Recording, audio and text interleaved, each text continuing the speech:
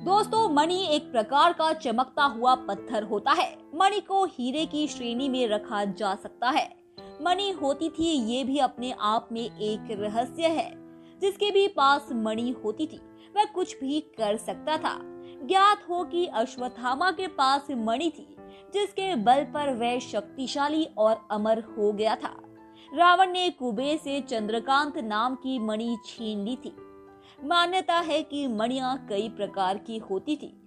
अगले पन्नों पर हम बताएंगे कि कौन कौन सी मणियां होती है। मणियों के महत्व के कारण ही तो भारत के एक राज्य का नाम मणिपुर है। शरीर में स्थित 7 चक्रों में से एक मणिपुर चक्र भी होता है। मणि से संबंधित कई कहानियां और कथाएं समाज में प्रचलित है। इसके अलावा पौराणिक ग्रंथों में भी मणि के किस्से भरे पड़े हैं। मणियों को सामान्य हीरे से कहीं ज्यादा मूल्यवान माना जाता है। जैनियों में मणिभद्र नाम से एक महापुरुष हुए हैं। ऐसा माना जाता है कि चिंतामणि को स्वयं ब्रह्मा जी धारण करते हैं। रुद्रमणि को भगवान शंकर धारण करते हैं। कौस्तुभ मणि को भगवान विष्णु धारण करते हैं।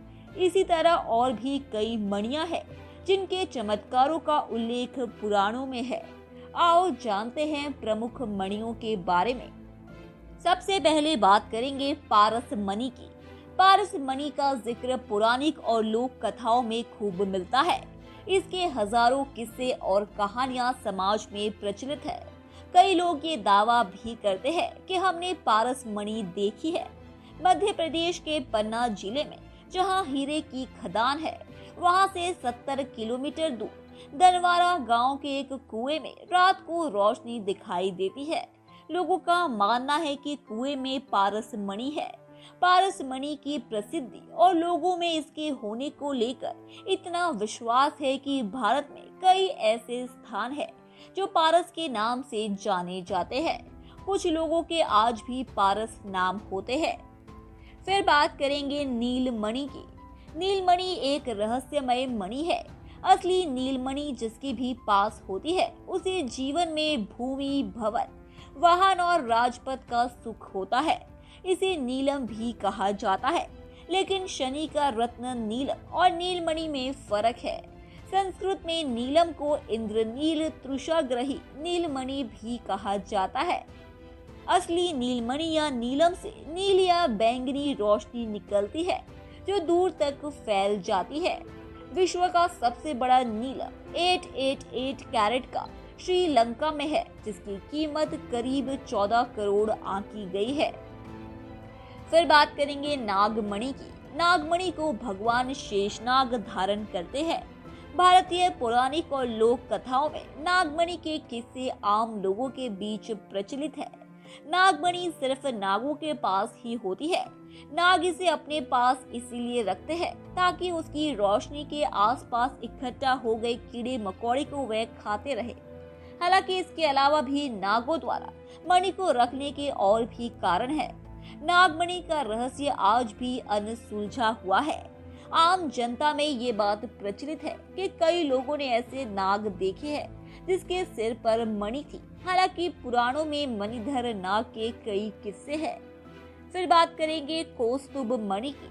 कौस्तुभ मणि को भगवान विष्णु धारण करते हैं।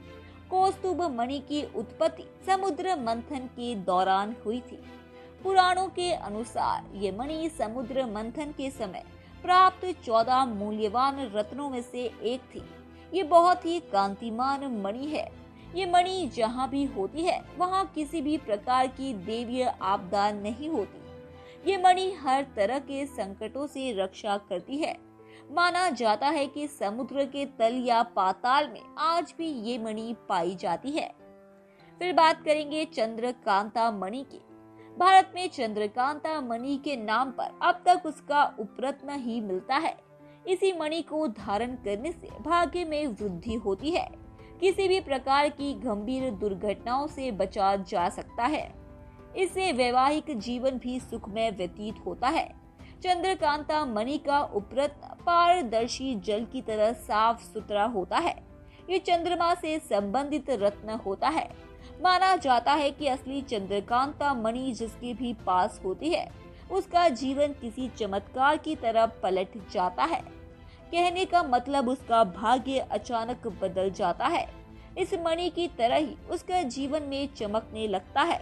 उसकी हर तरह की इच्छाएं पूर्ण होने लगती है। धन्यवाद दोस्तों। उम्मीद है कि आपको हमारे द्वारा बताई गई जानकारी काफी पसंद आई होगी। इसीलिए ऐसे ही रोचक तथ्यों और रहस्यों को जानते रहने के लिए हमारे चैनल को सब्सक्राइब करें। अपनी प्रतिक्रिया कमेंट बॉक्स में दें, उसे लाइक करें और अपने दोस्तों रिश्तेदारों को भी इस जानकारी से रूबरू कराने के लिए हमारे इस चैनल को ज्यादा से ज्यादा शेयर करें। धन्यवाद।